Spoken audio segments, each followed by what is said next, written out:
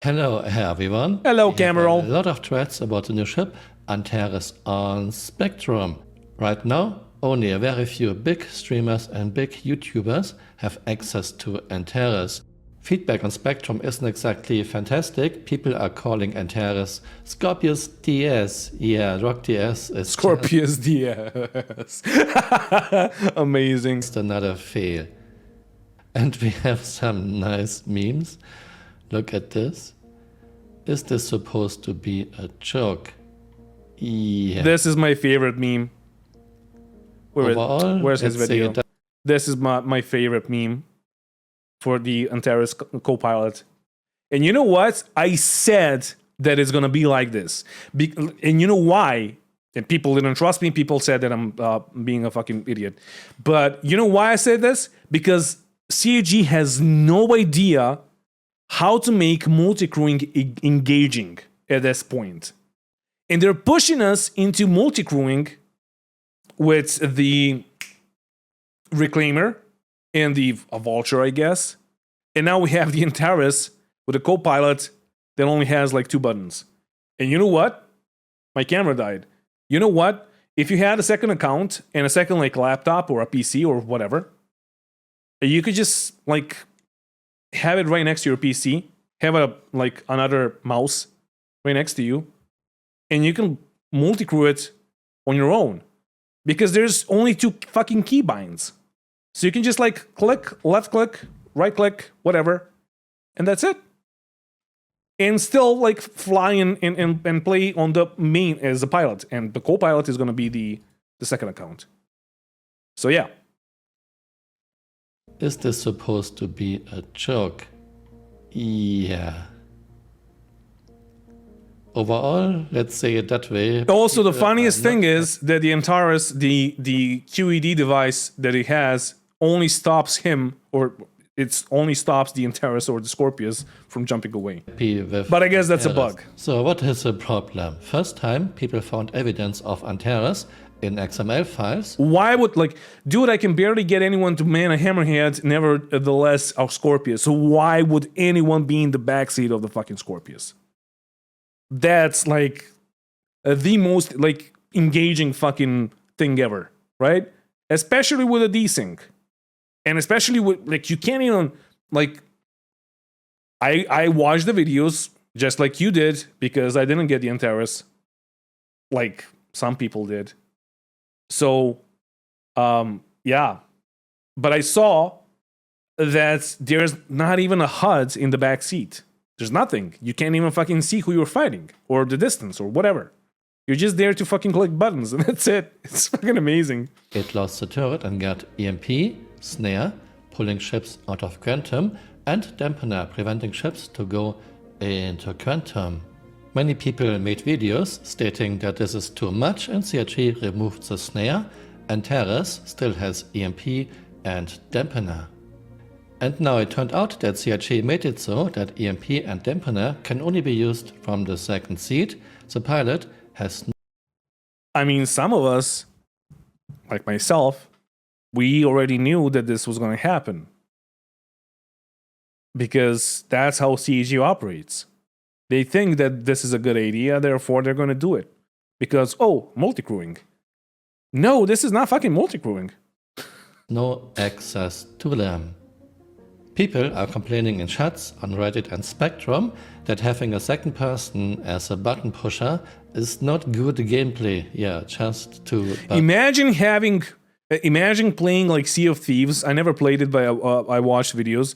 But imagine playing Sea of Thieves and then having a guy in your boat that just like presses W or S. So you can go forward or backwards. Or whatever. buttons. Amazing. Sure, it's not, but CRG did this for balance reasons, and CRG was never good at balancing. My thoughts. I think it will be hard to find a button pusher unless one is part of a pirate org, of course, and has a Of a parrot? Oh, a pirate's org.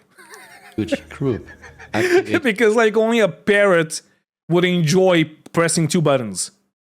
EMP and quantum dampener are time critical, and should be controlled by the pilot. Having a button pusher for this and being effective requires good communication, like for example Discord voice chat. I could use my second account as a button pusher. I can run 2 PCs, but this would be Oh no, Jim, they're gonna sell the shit out of the Antares. very annoying.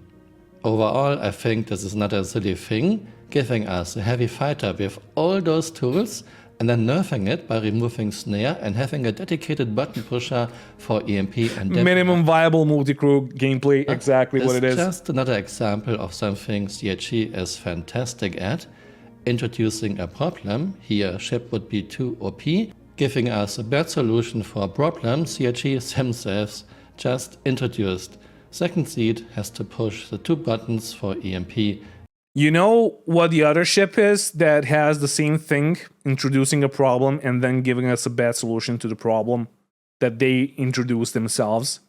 The Vulture. Also the Reclaimer. Some people are going to enjoy dragging the fucking boxes left and right in the back of the Vulture or the Reclaimer. But how much is this ship? I don't know. We're like speculating on my community Discord for a while now. But it's going to be more than the original Scorpius because it has a QED and what's it called? The MP. So, yeah, they keep on doing this. They introduced a problem with the Ion and the Inferno. And then, because the lore says that the Ion and the Inferno or all the Crusader ships have like really good engines and thrusters. Therefore, instead of like nerfing the maneuverability of that ship or the acceleration, to be exact, of that ship, they nerfed it to a degree because the initial like launch was a fucking bug. But then instead of doing that, they nerfed the gun. But also, if you read the lore, in the lore, you can see that the gun is fucking amazing. And it's basically a sniper, but it's not because it's like fucking cockeyed sniper. I don't know what it is. And dampener. A game like Star Citizen needs good and intelligent balancing. If CHE introduces a problem themselves, they should just remove the problem or give us a good solution, not a bad one. I understand, CHE has to introduce new ships, it is CHE's main source of income, and release of Star Citizen is at the very least 6 years away, if you ask me more like 10 years, but introducing I agree.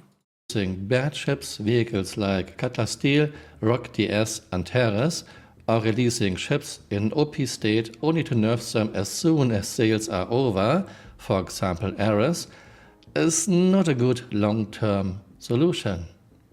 Let me know what you think in the comments below and see you next time. Bye. Auf Wiedersehen. Bye, Cam. I completely agree with this. Is there more? Okay. Oh yeah, there's so much always for a clip. physics. Look. This mighty tree. What is this? This Samurai? big mighty tree. Oh no, this is a It's kind of Starfarer. big. What is this? Of a Starfarer. Yeah, This is okay. a 1G planet. This tree can hold 4.2 million kilograms. Wow. Newtonian physics. Actually, just By the way. leaves. That's so funny. Hey, you're still here. You might want to join me on Twitter. My Twitter account is Camoral_SC. All right, here's the video. It's a really good video. I always appreciate and love his thoughts on a lot of things, Star Citizen. But also Twitter. I made it, and I was welcomed with a ton of toxicity, and I'm not there anymore. I don't even know if I maybe got like 1 follower or 2, and that's it. And then I left.